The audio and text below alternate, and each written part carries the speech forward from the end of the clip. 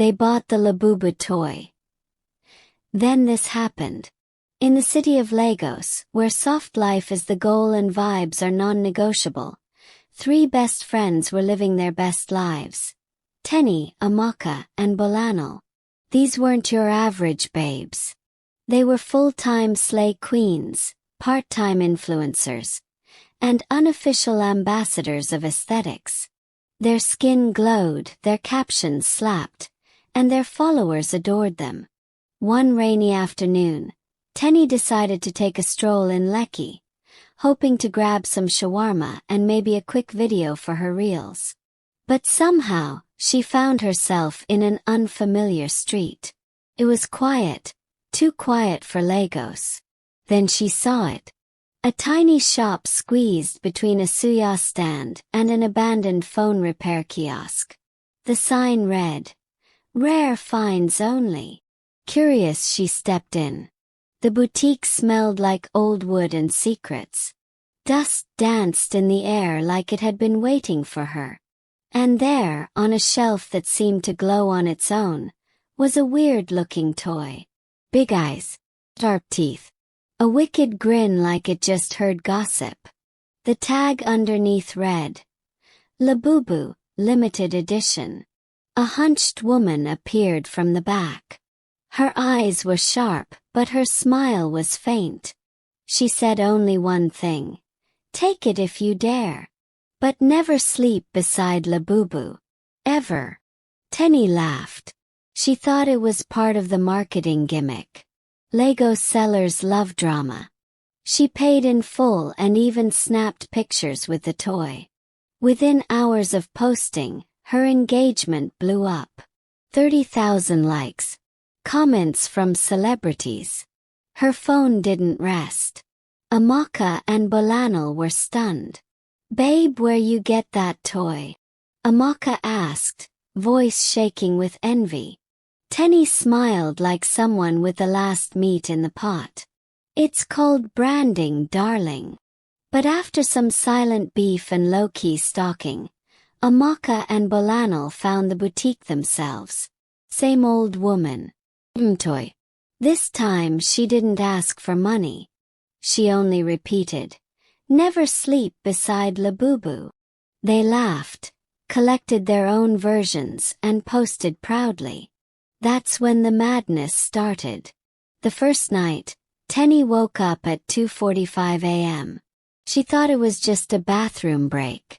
But as she turned to adjust her pillow, she saw it. Labubu, sitting right beside her, eyes wide open, teeth sharper than she remembered. It grinned and whispered in a voice that sounded like cracked bones, "Teeny, play with me." Teni screamed. But by morning, the toy was back in its place like nothing happened. First she thought it was stress. Until Bolanle called, crying, "My phone is taking pictures of me in my sleep. With a toy. Every night. It's moving." Amaka too wasn't spared.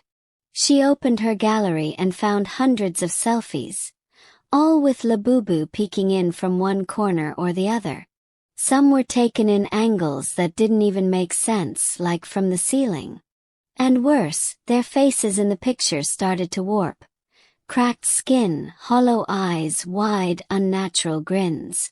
They tried everything. Burning the toy, it didn't catch fire.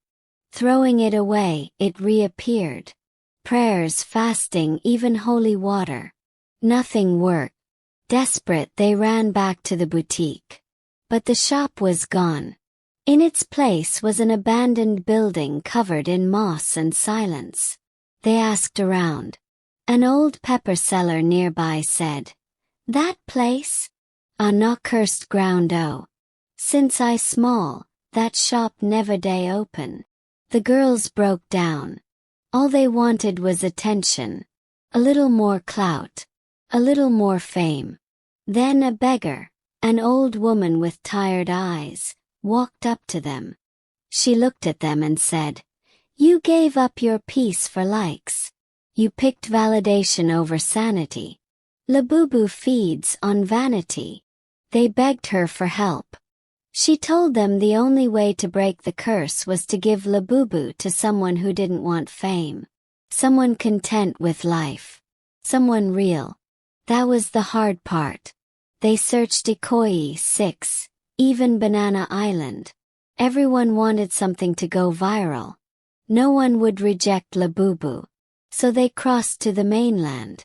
There, in Ajagunal, under a broken umbrella beside a gutter, they met a young girl named Zainab. She sold groundnuts during the day and read novels when sales were slow. She was calm. Her clothes were simple. Her smile genuine. They offered her Labubu. She looked at the toy, then at them and said, "Thank you, but I don't need it. My mind is already full of adventures."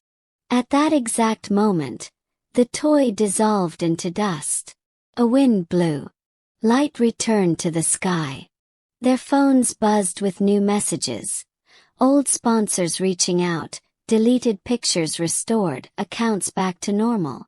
Labubu was gone. But the lesson stayed. The girls never touched another weird trend again. They continued their influencing careers, but with more heart, less pressure, more meaning. And sometimes when they passed through Lekki at night, they'd hear whispers from the wind, almost like a giggle. Labubu may be gone, but not forgotten. Because in this Lagos, not everything trendy is harmless. And not everything that shines is safe.